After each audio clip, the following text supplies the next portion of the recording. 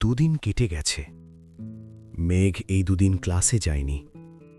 কারো সাথে যোগাযোগও করেনি সে। মিনহাজ কম করে হলেও 50 বার কল করেছে। সাদিয়া, মিষ্টি, তামিমও কল করেছে, কিন্তু মেঘ কারো ফোন ধরেনি। রাগ তার নিজের প্রতি। ওদের উস্কানিতে নিজের গলে যাওয়া একদমই উচিত হয়নি। আজ মেঘ ভার্সিটিতে আসছে। অনেকদিন পর বন্যাও আজ ক্লাসে আসছে। বন্যাকে দেখেই মেঘ জড়িয়ে ধরেছে। ক্লাস শেষ হতেই সকলে এক জায়গায় জড়ো হয়েছে। মিনহাজ জিজ্ঞেস করল, কিরে, এতগুলো কল দিলাম, ধরিসনি কেন? মিষ্টি জানতে চাইল, তোকে কতগুলো কল মেসেজ দিলাম, কোথায় নিখোঁজ হয়ে গেছিলি? মেঘ উত্তর দিল, কোথাও না। বন্যা জিজ্ঞেস করল, কিরে, কি হয়েছে, কোনো সমস্যা? মেঘ বলল, আমার জীবনটাই সমস্যায় ভরপুর। বন্যা জানতে চাইল, হয়েছে কি বলতো? মেঘ বিস্তারিত বলল, আমি ভাবছিলাম হোস্টেলে সিট নিব। ওরা সবাই বলতেছিল হোস্টেলে আসলে ভালো হবে, তাই ফর্ম নিয়ে গেছিলাম। ফর্ম পূরণ করে পরদিন আব্বু আর বড় আব্বুকে বলেছি। ওনারা কিছু বলার আগেই আবির ভাই ফর্ম ছেড়ে চিল্লাচিল্লি শুরু করছেন। এমনকি আমার পা ভাঙার হুমকি পর্যন্ত দিয়েছেন। বড় আব্বু আবির ভাইকে ধমক দিয়েছে। ওই রাগে রুমে গিয়ে ড্রেসিং টেবিল ভেঙে হাত কেটে একাকার অবস্থা করে ফেলছে। 3 দিন ধরে হাত ব্যথা আর জ্বরে ভুগতেছে। আজ দেখছি এই অবস্থাতেই অফিসে যাচ্ছে। মিষ্টি, সাদিয়া, মিনহাজ, তামিম, বন্যা সকলেই পূর্ণ মনোযোগ দিয়ে সবটা শুনল। বন্যা আতঙ্কিত কণ্ঠে বলল, তোর তো বিরাট সাহস হয়েছে। তুই জানিস ছোট থেকে তোরে কিভাবে বড় করছে? প্রয়োজন ছাড়া এক পা এদিক সেদিক যেতে পারিসনি। তুই ভাবলি কিভাবে যে তোকে হোস্টেলে আসার অনুমতি দেবে? আর তুই অনুমতি চাইতেই বা গেলি কোন সাহসে? তোরে মেরে আদমরা করেনি সেই কপাল। তুই আমায় একটাবার কল দিতি, আমি ডিরেক্ট নিষেধ করতাম তোকে। অসহায়ভাবে মেঘ বলল, আমি কিভাবে জানবো এমন কিছু হবে? আবির ভাইয়ের উপর রাগ করেই তো চলে আসতে চাইছিলাম। মিষ্টি রাগান্বিত কণ্ঠে বলা শুরু করল, তুই হোস্টেলে আসলে এ ব্যাটার কি সমস্যা? ব্যাটা বিয়ে করতে পারে, বাচ্চা থাকতে পারে, আর তুই সামান্য হোস্টেলে আসবি, এতেই এত হাঙ্গামা? আসলে পুরুষ জাতটাই খারাপ। আমি তোর জায়গায় থাকলে না বলেই চলে আসতাম। মিনহাজ প্রতিবাদ করে বলল, দেখ মিষ্টি, সব ছেলে কিন্তু খারাপ হয় না। দেখিস না আমি কত নিষ্পাপ। তামিম যোগ করল, আমিও। বন্যা অবাক হয়ে প্রশ্ন করল, কি বলছিস তুই এসব? আবির ভাই বিবাহিত, বাচ্চা আছে, এসব কি শুনছি মেঘ? মেঘ বুঝিয়ে বলল, উনি সেদিন বলছিলেন উনি বিবাহিত, বাচ্চা আছে, তারপর জানছি আমার সাথে ফাজলামো করছে। মিষ্টি সতর্ক করে বলল, আজকে ফাজলামো করে বলতেছে, 2 দিন পর দেখবি সত্যি সত্যি বউ নিয়ে বাসায় চলে আসছে, পরে চিল্লাবি না বলে রাখলাম। সাদিয়া ধমক দিয়ে বলল, এই মিষ্টি, চুপ করবি? তোর ব্রেকআপ হয়েছে বলে কি তুই সারা দুনিয়ার মানুষের ব্রেকআপ করিয়ে বেড়াবি নাকি? মিষ্টি উত্তর দিল, আমি চাই না আমার ফ্রেন্ডরা কেউ ফালতু ছেলের জন্য নিজের জীবন বরবাদ করুক। মেঘ প্রতিবাদ করে বলল, আবির ভাই মোটেই ফালতু ছেলে না, বাদ দে। আমার আবির ভাইকে নিয়ে তোরা কেউ কিছু বলবি না। আমার আবির ভাই ভালো হলেও আমার, খারাপ হলেও আমার, হয়েছে? মিষ্টি মনে করিয়ে দিল, ব্যাটা বিয়ে করে ফেলছে শুনে সেদিন তুইই কান্নাকাটি শুরু করছিলি, মনে নেই? এখন আমাদের দোষ?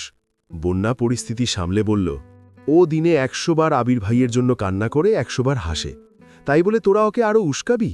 আমি 2 দিনের জন্য বেড়াতে গেছি কিনা আমার বেবিটার ব্রেন ওয়াশ করা শুরু করে দিছিস? মিনহাজ বলল, আমরা তো চাই তোর বেবিটা হাসি খুশিকে থাকুক, তোর বেবির খেয়াল রাখার দায়িত্ব তো আমাদেরও। বন্যা খোঁচা দিয়ে বলল, দেখলাম তো কেমন খেয়াল রাখছিস, ফাঁসায় দিয়া নিজেরা তো বিরাট শান্তিতে আছিস, যা ঝড় গেছে তা তো আমার বেবিটার উপর দিয়ে গেছে। মেঘ জানালো, আবির ভাই বলছে যারা আমাকে উস্কাইছে তাদের সব কটাকে আদমরা করে নিজের বাড়ি পাঠাবে। বন্যা সমর্থন করে বলল, একদম ঠিক আছে, এদের মারাই উচিত। তামিম অবাক হয়ে বলল, বন্যা তুই এভাবে বলতে পারলি? বন্যা ধমক দিয়ে বলল, তুই আমার সঙ্গে কথাই বলিস না, বদমাস পোলা। মিনহাজ ভাব নিয়ে বলল, মনে হয় তোর আবির ভাইয়ের থ্রেটে আমরা ভয় পাইছি। বলিস আস্তে, দেখব নে তোর ভাইয়ের কত পাওয়ার আর আমার ভাই ব্রাদার্সদের কত পাওয়ার। বন্যা হাসতে হাসতে বলল, এই গর্জনটা আবির ভাইয়া বা তানভীর ভাইয়ের মুখোমুখি হওয়ার পর যেন থাকে। চল মেঘ। মেঘকে নিয়ে বন্যা চলে গেছে। মেঘ বন্যাকে সব ঘটনা খুলে বলেছে। বন্যা শুধু একটা কথাই বারবার বলল, তুই আমাকে একটাবার জানাতে পারতি? তুই জানিস তুই প্রত্যেকটা মানুষের কলিজার টুকরা, তারপরও এমন কাণ্ড কেন ঘটালি? আবির ভাই না চিল্লালে তোর ভাই আব্বু বা বড় আব্বু নিশ্চয়ই রাগ দেখাতো। মেঘ নিজের প্রতি নিজেই বিরক্ত। বন্যাও আর বেশি কিছু বলেনি। মেঘকে বিদায় দিয়ে নিজেও বাসায় চলে গেছে। এদিকে আবির আজ সকাল সকাল অফিসে আসছে। হাত এখনও পুরোপুরি ঠিক হয়নি, কিন্তু একটা বিদেশি কোম্পানির সঙ্গে আজ গুরুত্বপূর্ণ মিটিং। গত ৩ বছরের অর্ডারের সমতুল্য এই একটা অর্ডার। সবকিছু ঠিকঠাক থাকলে আবিরদের কোম্পানি দেশের সেরা ৫টা কোম্পানির মধ্যে একটা হবে। তাই হাতের দুরবস্থা নিয়েও আবির অফিসে আসছে। টানা ১.৫ ঘন্টা মিটিং চলল। আবির নিজের সর্বোচ্চ চেষ্টা করেছে। মিটিং শেষে ওনারা ডিল কনফার্ম না করেই চলে গেছেন। বলেছে পরবর্তীতে কল দিয়ে জানাবে। তাই সকলেই একটু টেনশনে আছে। আবির আব্বুর থেকে বিদায় নিতে গেলে আলী আহমদ খান আবিরকে ঠান্ডা কণ্ঠে বললেন, শুনো আবির, নিজের রাগ যদি নিয়ন্ত্রণে রাখতে না পারো তবে জীবনে সফল হতে পারবে না। আবির মাথা নিচু করে দাঁড়িয়ে আছে। সে খুব ভালোভাবেই জানে ওই দিনের বাড়ির ঘটনার ক্ষোভ প্রকাশ করবেন আলী আহমদ খান। চুপচাপ সহ্য করা ছাড়া কিছুই করার নেই তার। আলী আহমদ খান পুনরায় বললেন, বাইরে যাই করো না কেন, বাসায় অন্ততপক্ষে ঠান্ডা থাকার চেষ্টা করবা। ভুলে যেও না তুমি বাড়ির বড় ছেলে, তোমার উপর বাকিরা নির্ভর। তানভীর মতো মেঘ, মিম, আদি ৩ জনকে আগলে রাখার দায়িত্বও তোমার। কোনো বিষয় নিয়ে অতিরিক্ত চেঁচামেচি করলে, রাগ দেখালে তোমার উপর থেকে তাদের ভরসা উঠে যাবে। তোমার তাদের সাথে সফটলি মিশতে হবে, যাতে ওরা ভুল পথে পা বাড়ালেও তোমাকে তা জানাতে দ্বিধাবোধ না করে। তারপর তুমি বিষয়টা দেখবে, ঠিক মনে হলে ঠিক, আর ভুল মনে হলে ভাই বোনদের বুঝিয়ে সেটা থেকে সরিয়ে আনবে। কিন্তু চিৎকার করে রাগ দেখিয়ে ওদের সাথে কখনো দূরত্ব বাড়িও না। আমি যে ভুল করেছি, আমি চাই না একই ভুল তুমিও করো। আমার পরে খান বাড়ির পুরো দায়িত্ব তোমার, তাই তোমাকে যেমন শক্ত তেমন কোমল হতে হবে। আশা করি বুঝতে পেরেছ। এখন যেতে পারো। আবির বলল, জি আচ্ছা। বলে আবির অফিস থেকে বেরিয়ে পড়েছে। হাতের দুরবস্থার জন্য বাইক নিতে পারেনি। রিকশা করে নিজের অফিস হয়ে বাসায় আসছে সে। সন্ধ্যের কিছুক্ষণ পরেই আলী আহমদ খান, মোজাম্মেল খান হাতে মিষ্টি নিয়ে বাড়ি ফিরেছেন। ইকবাল খান সিলেটে আছেন। বাড়িতে ঢুকেই সবাইকে ডাকা শুরু করলেন। মেঘ, মিম, আদি, তানভীর, আবির সহ সকলেই নিচে আসছে। আলী আহমদ খান হাস্যোজ্জ্বল মুখে বললেন, congratulation my boy, order confirmed, I am proud of you. আবিরও হাসি মুখে জানালো, থ্যাংক ইউ। সকলেই বেশ খুশি। সবাইকে মিষ্টি দেওয়া হলো। আলী আহমদ খান নিজে আবিরকে মিষ্টি খাইয়ে দিয়েছেন। সবশেষে আলী আহমদ খান আবিরকে উদ্দেশ্য করে বললেন, আজকের এই খুশির কারণ একমাত্র তুমি। এত অল্প সময়ের মধ্যে তুমি কাজে এত মনোযোগী হয়েছ, তার জন্য তোমাকে অসংখ্য ধন্যবাদ। এটা তোমার জন্য অনেক বড় সফলতা। জীবনের সর্বোচ্চ সিঁড়ি পর্যন্ত এগিয়ে যাও। আবির মৃদু হেসে বলল, দোয়া করবেন আমার জন্য। মোজাম্মেল খান বললেন, ফিয়ামানিল্লাহ, দোয়া করি যেন সব সময় সব জায়গায় তুমি সফল হতে পারো। আলী আহমদ খান শুধালেন, আজকের এই খুশির দিনে তোমার কি চাই বলো? যা চাইবে তাই পাবে। আবির ঢোক গিলে হাসার চেষ্টা করল। খানিকক্ষণ নীরব থেকে বলল, আমার এখন কিচ্ছু চাই না, তবে একদিন চাইব, এমন কিছু চাইব যা দেয়ার জন্য আপনাদের এত বছরের নিয়ম নীতি পর্যন্ত ভাঙতে হতে পারে। আশা করব সেদিনের জন্য মানসিকভাবে প্রস্তুত থাকবেন। কথা শেষ করেই আবির নিজের রুমে চলে গেছে। মেঘ আহাম্মকের মতো চেয়ে আছে। আবির ভাইয়ের কথা কিছুই মাথায় ঢোকেনি তার। কেউ কিছু দিতে চাইছে, নিয়ে নিলেই তো ঝামেলা শেষ। প্যাচ লাগাতে হয় কেন, মেঘ এটাই ভেবে পায় না। আলী আহমদ খান আর মোজাম্মেল খানও মুখ চাওয়াচাওয়ি করলেন। আবিরের মা, মেঘের মা আর মিমের মাও নিজেদের মধ্যে কথা বলাবলি করছেন। মিম মেঘকে প্রশ্ন করল, আপু, তোমায় যদি বলতো যা চাও তাই পাবা, তাহলে তুমি কি চাইতা? মেঘ মনে মনে বলল, আবির ভাইকে চাইতাম। আবির ভাইয়ের সম্পূর্ণ হৃদয় জুড়ে আমার অস্তিত্ব চাইতাম। আমি আবির ভাইয়ের পৃথিবী হতে চাইতাম। মিম পুনরায় ডাকল, আপু বলো না কি চাইতা? মেঘ বলল, জানি না, বলে মেঘ নিজের রুমে চলে যাচ্ছে। মিম তারপরও মেঘের পিছন পিছন ছুটছে। তানভীর এতক্ষণ যাবৎ নীরব ভূমিকা পালন করছিল। চলে যাবে কিনা সেটাও বুঝতে পারছে না। মেঘ মিম চলে যাওয়ায় নজর পড়ে তানভীরের দিকে। মুজাম্মেল খান স্বাভাবিক কণ্ঠে প্রশ্ন করলেন, তোমার ভাইয়ের এখন কিছু লাগবে না বলে গেল, তোমার কি কিছু লাগবে? তানভীর এপাশ ওপাশ মাথা নেড়ে না করল। সিঁড়ি দিয়ে উঠতে উঠতে সে মনে মনে বিড়বিড় করে বলল, বউ লাগবে। দিবেন এনে? ভাইয়ারও বউই লাগবে। 2-3 দিন পর বিকেলে আবির তানভীর কেউ বাসায় নেই। মেঘ আর মিম টিভি দেখতেছিল। মালিহা খান আর আকলিমা খান রান্নাঘরে নাস্তা বানাচ্ছিলেন। তখনই জান্নাত বাসায় আসে। গেট থেকে জান্নাত বলল, ভেতরে আসতে পারি? মেঘ মিমসহ রান্নাঘরে থাকা 2 কর্ত্রীর নজর পড়ে মেন গেটের দিকে। মেঘ জান্নাত আপুকে দেখে আশ্চর্য নয়নে তাকায়। তৎক্ষণাৎ সোফার উপর দিয়ে লাফিয়ে ছুটে গিয়ে জান্নাতকে জড়িয়ে ধরে সে। জান্নাতও মেঘকে জড়িয়ে ধরে জিজ্ঞেস করে, কেমন আছো? মেঘ উত্তর দিল, আলহামদুলিল্লাহ, খুব ভালো। তুমি কেমন আছো ভাবি? জান্নাত হাসি মুখে উত্তর দেয়, আলহামদুলিল্লাহ ভালো। এখানে ভাবি বলো না, যে কেউ শুনে ফেলবে। মেঘ হাসতে করে শুধায়, ফুপ্পি কেমন আছেন? জান্নাত বলল, আলহামদুলিল্লাহ। মালিয়া খান রান্নাঘর থেকে বেরিয়ে এসে বললেন, আরে জান্নাত যে, এতদিন পর আমাদের কথা মনে পড়ল? জান্নাত উত্তর দিল, এদিকে কাজ নেই তাই তেমন আশা হয় না। আজ একটু কাজ ছিল, এজন্য ভাবলাম আপনাদের সাথে দেখা করে যাই। মালিয়া খান বললেন, খুব ভালো করেছ, ভেতরে আসো। এই মেঘ, ভেতরে নিয়ে যা, এখানেই দাঁড় করিয়ে দেখেছিস। জান্নাত সোফায় বসল। জান্নাতকে দেখে মিম টিভি বন্ধ করে রান্নাঘরে চলে গেছে। মেঘ জান্নাতের পাশে বসে ফিসফিস করে সব প্রশ্ন করছে। আসিফ ভাইয়া কবে আসবে, কেমন আছে, বাকিরা কেমন আছে থেকে শুরু করে এটা সেটা জিজ্ঞেস করেই যাচ্ছে। জান্নাত আস্তে ধীরে সব প্রশ্নের উত্তর দিচ্ছে। মেঘ হঠাৎই প্রশ্ন করল, আপু তুমি যে বিবাহিত, এটা বলবা না? জান্নাত বলল, না। মেঘ জানতে চাইল, কেন? জান্নাত বলল, আবির ভাইয়া বারণ করেছেন। মেঘ অবাক হয়ে জিজ্ঞেস করল, আবির ভাই জানে তুমি বাসায় আসবে? জান্নাত জানালো, আবির ভাইয়াই আমায় পাঠিয়েছেন। উনি আর তানভীর এখন আমার শ্বশুর বাড়িতে। মেঘ প্রশ্ন করল, ওনারা হঠাৎ ফুপ্পির বাসায় কেন? জান্নাত বলল, ওনারা প্রতি সপ্তাহেই আমার শাশুড়িকে দেখতে যায়। মেঘ উত্তেজিত কণ্ঠে বলল, কি, আমায় একদিনও নিয়ে যায় না কেন? জান্নাত সান্ত্বনা দিয়ে বলল, আমরা সবাই তোমার কথা বলি, তোমাকে নেয় না বলে আমু প্রতিবার আবির ভাইয়াকে রীতিমতো ধমকায়।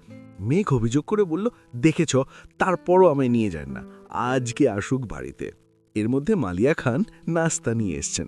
পাশে সোফায় বসে জান্নাতকে ভালোভাবে পরখ করছেন তিনি। ওনার সেই অনেক দিনের ইচ্ছে জান্নাতকে ছেলের বউ বানাবেন। আলী আহমদ খানকে বলেওছেন, উনি তেমন সারা শব্দ করছেন না। উনি আবিরকে একটু সময় দিতে চাচ্ছেন, ব্যবসায়িক একমতো মনোযোগ দিলেই বিয়ে করাবেন সিদ্ধান্ত নিয়েছেন। জান্নাতের নাস্তা খাওয়ার এক ফাঁকে আলী আহমেদ খান বাসায় ঢুকলেন। জান্নাতের সাথে টুকিটাকি কথা বলে নিজের রুমে চলে গেছেন তিনি। জান্নাতও খানিকক্ষণ বসে মেঘের রুমে ঘুরে আড্ডা দিয়ে বেরিয়ে গেছে। আবির আর তানভীর রাতে খেয়ে বাসায় ফিরেছে। ফুপ্পির বাসায় গেলে কখনো না খাইয়ে ছাড়েন না।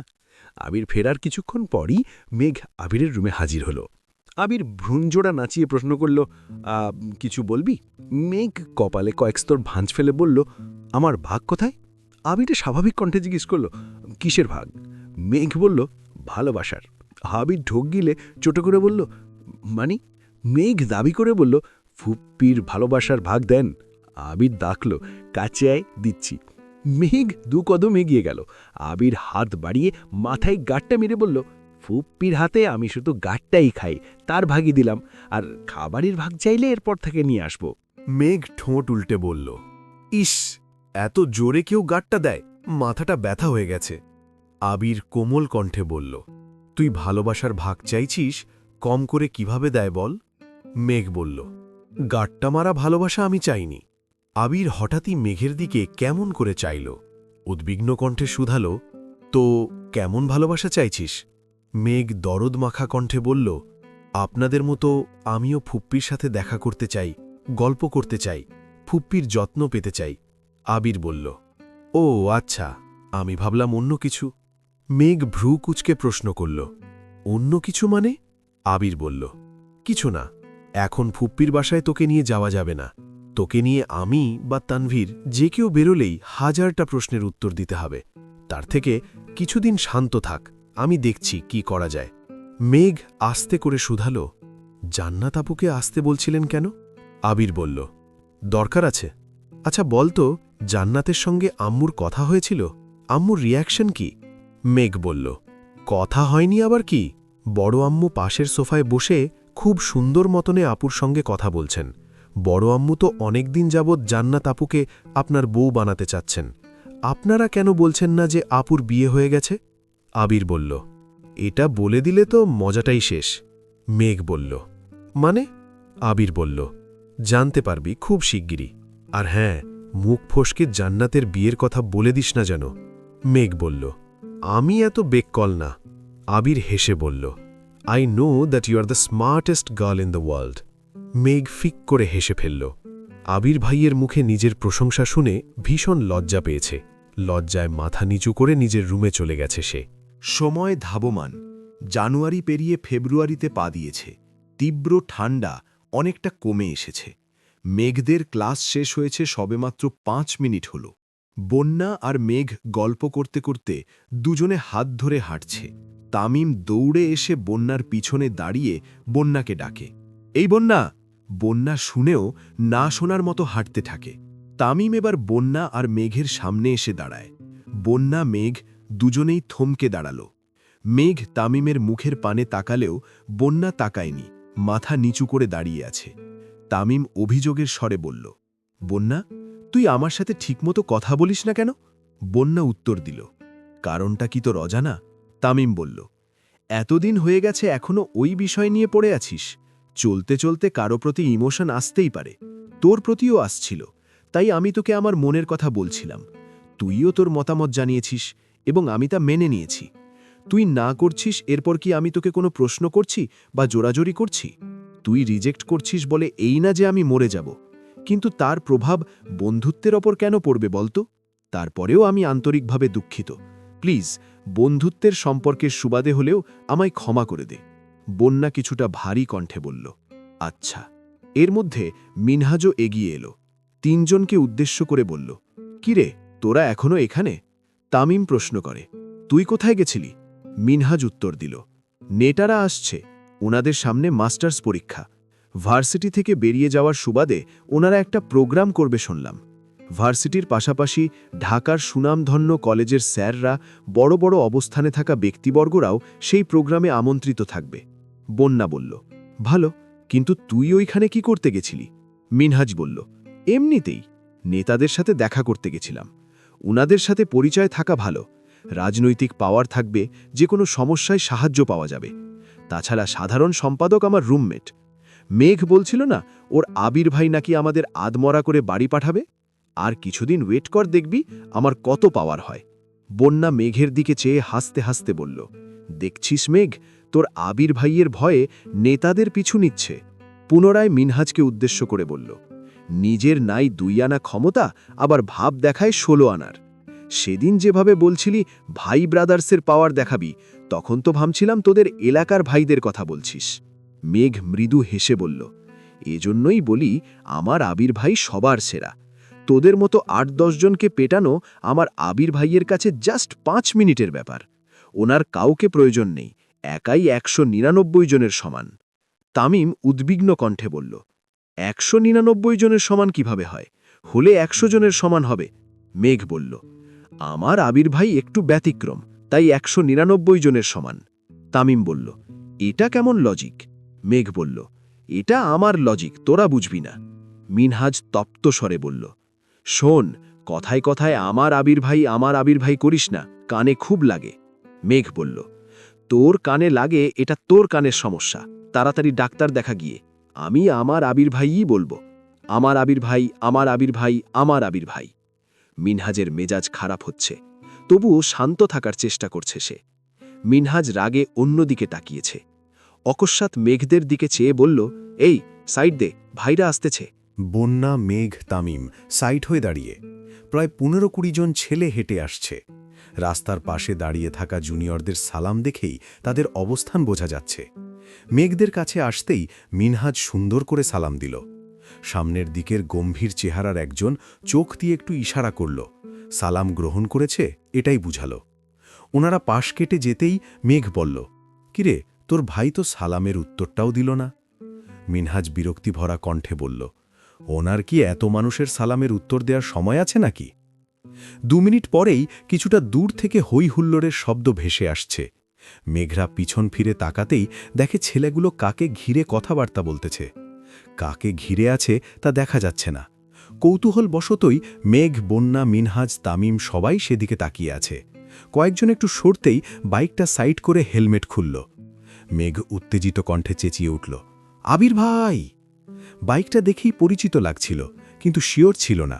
হেলমেট খুলতেই মেঘের চোখ কপালে উঠে গেছে। বিস্ময় চোখে তাকিয়ে আছে। বুকের ভেতর হৃৎপিণ্ডটা পিটপিট করছে।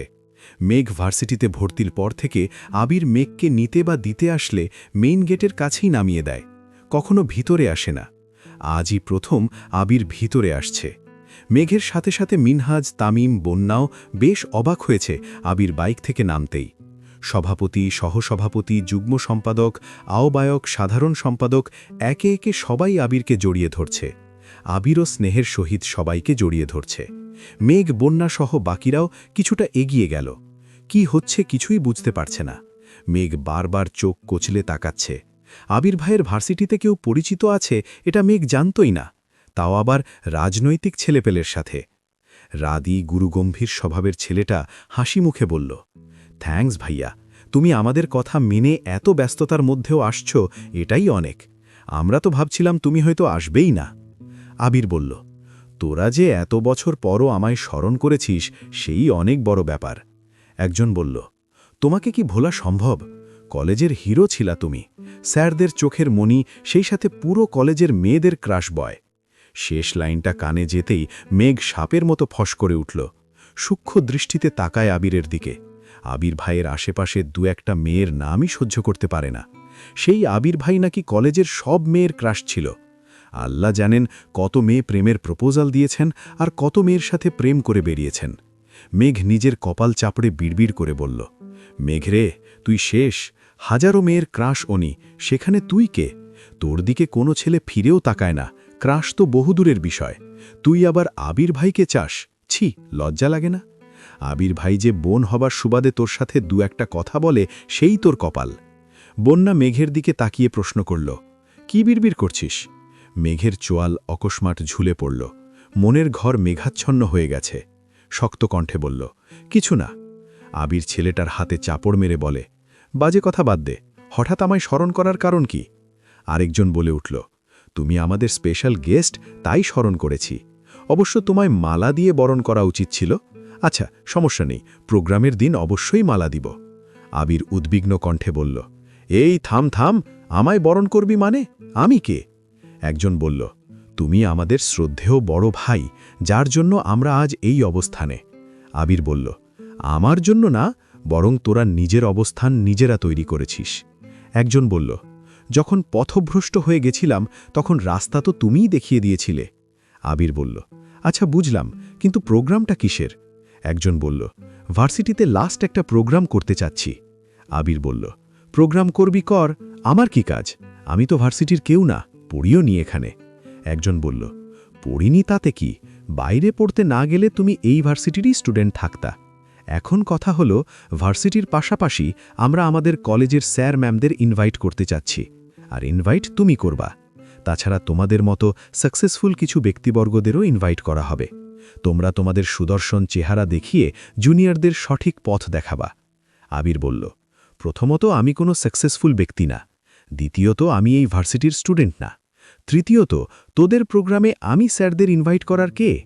একজন বলল, প্রথম, দ্বিতীয়, তৃতীয় বুঝি না, তুমি আমার ভাই, এটাই একমাত্র কথা। ভাই তো নাকি? আবির বলল, হ্যাঁ ভাই তো। একজন বলল, তুমি তো আমাদের অবস্থা দেখেই গেছিলে, স্যাররা এক প্রকার বের করে দিচ্ছিল কলেজ থেকে। সেদিন তুমি রিকোয়েস্ট না করলে আমাদের যে কি অবস্থা হতো আল্লাহ ভালো জানেন। তুমি চলে যাবার পর আমরা যতদিন কলেজে ছিলাম এমন একটা দিন যায়নি যে স্যাররা আমাদের সামনে আসলে তোমার নাম নেয়নি। তুমি না বললে আমাদের বের করে দিত আরও কত কথা, সেসব এখন অতীত। তোমার কথা মতো পড়াশোনা করে আমাদের 12টা বন্ধুর মধ্যে 9 জনই ডিইউতে ভর্তি হয়েছি, বাকিরাও ভালো অবস্থানে আছে। তোমার সাথে যোগাযোগ করার চেষ্টা করেছি, কিন্তু তুমি নেটওয়ার্কের বাইরে ছিলা। কিছুদিন আগে হঠাৎ একদিন তোমাকে একটা মেয়ের সঙ্গে দেখলাম, ডাকার সুযোগ ছিল না। অনেক খোঁজ নিয়ে জানতে পারছি তুমি তানভীরের ভাই।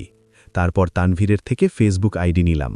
আমার বা আমাদের জীবনের গল্পে তুমি অন্যরকম ভূমিকা পালন করেছ, যার ঋণ কোনোদিন দিয়ে শেষ করতে পারব না, তাই প্রোগ্রামে আসতেই হবে।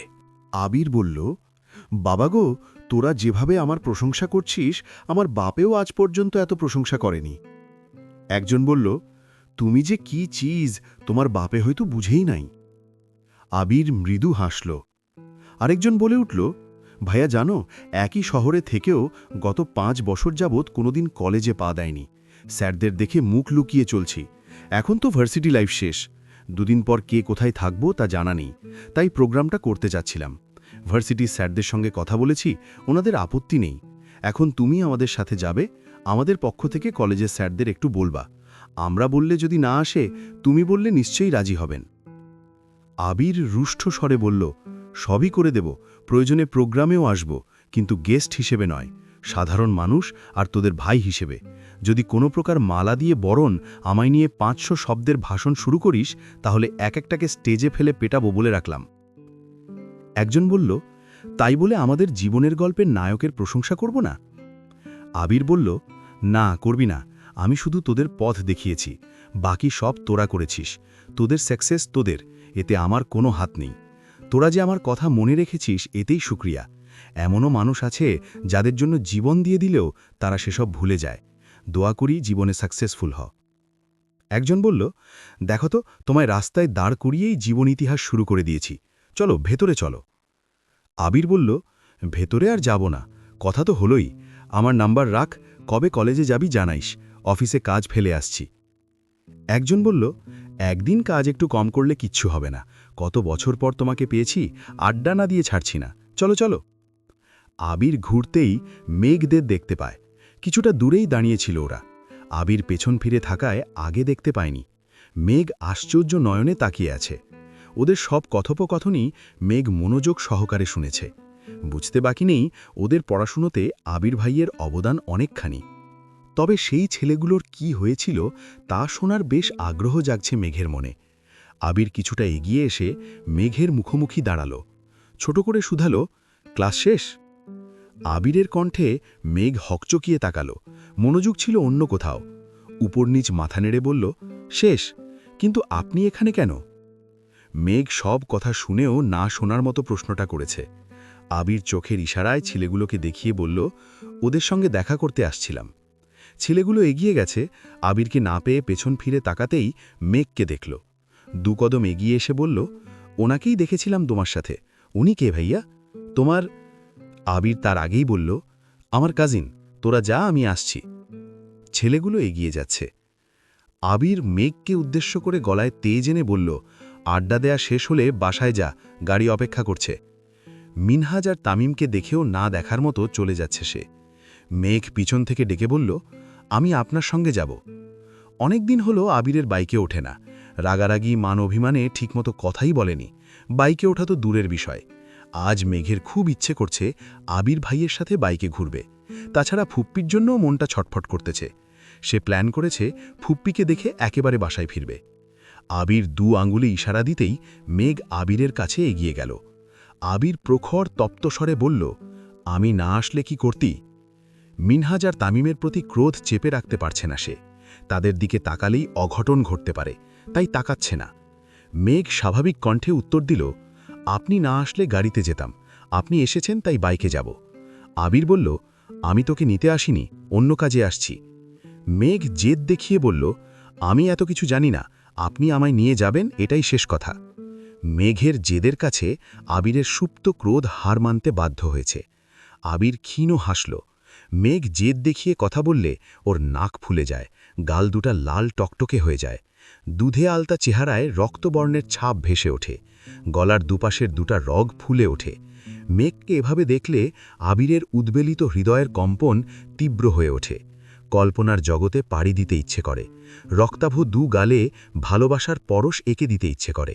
কিন্তু বরাবরের মতোই সে অসহায়। নিজের অনুভূতি লুকাতে হয় প্রতিবার। দীর্ঘশ্বাস ছেড়ে বলল, কিছুক্ষণ অপেক্ষা করতে হবে। মেঘ বলল, ব্যাপার না, অপেক্ষা করব। বিড়বিড় করে বলল, সারা জীবন। আবির 2 কদম এগিয়ে পিছন ফিরে আবার তাকালো, কিন্তু কিছু বলল না। এখানে তামিম, মিনহাজ আছে যাদের সহ্য হয় না, আবার মেঘকে নিয়ে ভেতরে যাবে, সেখানেও প্রায় ২০-৩০টা ছেলে আছে। কে কোন নজরে মেঘকে দেখবে, এই চিন্তায় মেঘকে কিছু বলল না। আবির চলে যেতেই বন্যা দীর্ঘ নিঃশ্বাস ছেড়ে মিনহাজ আর তামিমের দিকে তাকাল। মিনহাজ আর তামিম দুজনেই স্তব্ধ হয়ে আছে। চোখের সামনে এতক্ষণ যা ঘটল তার কিছুই বিশ্বাসযোগ্য না। নিজের চোখ, নিজের কান, কোনো কিছুকেই বিশ্বাস করতে পারছে না তারা। কোথায় ভেবেছিল ভার্সিটির নেতাদের ক্ষমতা দেখিয়ে মেঘদের সামনে একটু ভাব নিয়ে চলবে, উল্টো বড়সড় একটা বাঁশ খেলো তো একদম মেঘদের সামনে। মেয়েরা মুখে প্রকাশ করুক বা না করুক, বেশিরভাগ মেয়েরাই দাপটি ছেলেদের পছন্দ করে। কেউ কিছু বললে ছেলেটা যেন মুখ লুকিয়ে সেখান থেকে প্রস্থান না নেয়। মেয়েটার সম্মান বাঁচাতে ছেলেটা যেন প্রতিবাদ করতে পারে। প্রতিনিয়ত আবিরের এত প্রশংসা শুনে মিনহাজও ভেবেছিল রাজনীতি করবে, নেতাদের পরিচিতি লাভ করে মেঘের মন জয় করে নিবে। কিন্তু আবির ক্ষণে ক্ষণে তার সব প্ল্যান ভেস্তে দিচ্ছে। বন্যা ওদের অসহায় মুখের পানে চেয়ে থেকে হঠাৎই হাসি শুরু করেছে। হাসতে হাসতে মেঘের উপর হেলে পড়ছে। বন্যার স্বতঃস্ফূর্ত হাসি দেখে মেঘও হাসল। বন্যা কেন হাসছে এটা কারোরই অজানা নয়। 2 মিনিট, 5 মিনিট, 10 মিনিট হয়ে গেছে, বন্যা হেসেই যাচ্ছে। হাসতে হাসতে পেটে ব্যথা হয়ে গেছে, তবুও বন্যার হাসি থামছে না। মিনহাজ সহ্য করতে না পেরে রাগান্বিত কণ্ঠে বলল, হইছে বইন, থাম, এর বেশি হাসলে মরে যাইবি। বন্যা হাসতে হাসতে বলল, তোর শ্রদ্ধেয় রাজনৈতিক বড় ভাইদের আমার সালাম দিস। সালামের পরে বলিস, তুই যে আবির ভাইয়াকে মারার হুমকি দিয়েছিস, আবির ভাইয়ার প্রতি তাদের যেই ভালোবাসা দেখলাম, আশা করি তারাই তোকে যোগ্য সম্মানী দিয়ে দিবে। মিনহাজ রাগে ফুঁসতে ফুঁসতে বলল, আমি হুমকি দিলাম কখন? বন্যা বলল, তোর ভাই ব্রাদার্সের পাওয়ার দেখাবি বলছিলি, মনে নেই? এত মন ভোলা তুই? মিনহাজ বলল, আচ্ছা বাদ দে। বন্যা বলল, এখন বাদ দিচ্ছি, কিন্তু ভবিষ্যতে এসব আকাশচুম্বী কথাবার্তা বললে তোর শ্রদ্ধেয় ভাইদের বলে দিব। মিনহাজ বলল, আচ্ছা ঠিক আছে। মেঘ এতক্ষণ যাবতই নিশ্চুপ দাঁড়িয়ে। ইদানিং নিজের সাহস দেখে মাঝে মাঝে নিজেই অবাক হয়ে যায় সে। আবির ভাইয়ের মুখের ওপর জেদ দেখালো, যদি আবির ভাই ভার্সিটির সবার সামনে থাপ্পড় মারত তবে কি হতো? ভাবতেই ভয়ে কেঁপে উঠছে। সবার সামনে থাপ্পড় খেলে মুখ দেখানোর অবস্থা থাকত না। আবির কিছুক্ষণের মধ্যেই বেরিয়ে আসছে। মেঘ বাসায় চলে গেলে হয়তো বেশিক্ষণ আড্ডা দিত, কিন্তু মেঘকে বাইরে রেখে গেছে, তাই মাথায় চিন্তা কাজ করছে, এই জন্য তাড়াতাড়ি চলে আসছে। মেঘকে ডাকতেই মেঘ এগিয়ে গিয়ে বলল, আঙ্কেল কি চলে গেছেন? আবির বলল, হ্যাঁ, তুই না বললি বাইকে যাবি, তাই তো আঙ্কেলকে চলে যেতে বলছি। কেন? মেঘ বলল, আপনার তো অফিস আছে, আমায় নিয়ে গেলে সময় নষ্ট হবে, তাই বলছিলাম আমি গাড়িতে চলে যেতাম। আবির বলল, এটা আগে মনে হয়নি? তোর ভাইয়ের মতো রাগ উঠলে তোরও মাথা ঠিক থাকে না, তখন কিছু বোঝার অবস্থাতেও থাকিস না। ব্যাপার না, চল। মেঘ বলল, আমি রিক্সা দিয়ে বাসায় চলে যাই। আবির বলল, মেজাজ খারাপ করিস না, চল বলছি। মেঘ ভয়ে ভয়ে এগিয়ে যাচ্ছে। ফুপ্পির বাসায় নিয়ে যাবে আগেই বলছে, এখন আবার ফুপ্পির কথা বললে নিশ্চিত মাইর খাবে। আবির একটা রিক্সা ঠিক করে বন্যাকে যাওয়ার জন্য ইশারা করল, তারপর মেঘকে নিয়ে চলে গেছে। বাইক চলছে, কিন্তু মেঘ স্ট্যাচুর মতো বসে আছে, কোনো কথা বলছে না। আবির স্ট্রিট ফুড দেখে কয়েকবার জিজ্ঞেস করেছে খাবে কিনা, মেঘ শুধু না করেই যাচ্ছে। অবশেষে একটা ফুচকার দোকান দেখে বাইক থামালো। আবির শীতল কণ্ঠে বলল, মাথাটা বোধহয় এখনো ঠান্ডা হয়নি, ফুচকা খেলে নিশ্চয়ই মাথাটা ঠান্ডা হবে। মেঘ মাথা নিচু করে বলল, আমি ফুচকা খাবো না। আবির বলল, আমি মনে হয় ভুল শুনলাম। মেঘ ঠান্ডা অথচ শক্ত কণ্ঠে বলল, আপনি ঠিকই শুনেছেন, আমি ফুচকা খাবো না। আবির হেসে বলল, তাকা আমার দিকে। মেঘ ধীর গতিতে চোখ তুলল, তাকালো আবিরের চোখের দিকে। আবির তীক্ষ্ণ দৃষ্টিতে চেয়ে মোলায়েম কণ্ঠে শুধালো, ম্যাম, আপনি সত্যি সত্যি ফুচকা খাবেন না? আবিরের হাবভাব দেখে মেঘ না চাইতেও হেসে ফেলল। সে আবিরের ভয়ে ফুচকা খাবে না বলছিল, কিন্তু আবিরই তাকে বারবার উস্কাচ্ছে। মেঘ আবিরের মুখের পানে চেয়ে মনে মনে ভাবছে, আপনার মধ্যে কি এমন স্পেশাল গুণ আছে যা ক্ষণিকের ব্যবধানে রাগকে ভয়ে, আবার ভয়কে জয়ে পরিণত করতে সক্ষম? আবির ভ্রু নাচাতেই মেঘ মৃদু হাসল। ফুচকা অর্ডার দিয়ে বসে আছে। আবির মেঘকে দেখছে, আবার আশেপাশে তাকাচ্ছে। আবির হঠাৎই মুচকি হেসে বলল, তোকে আজ অনেক বেশি কিউট লাগছে। মেঘ চোখ গোল গোল করে তাকালো, গলায় শ্বাস আটকে গেছে। ঠিক শুনছে নাকি ভুল?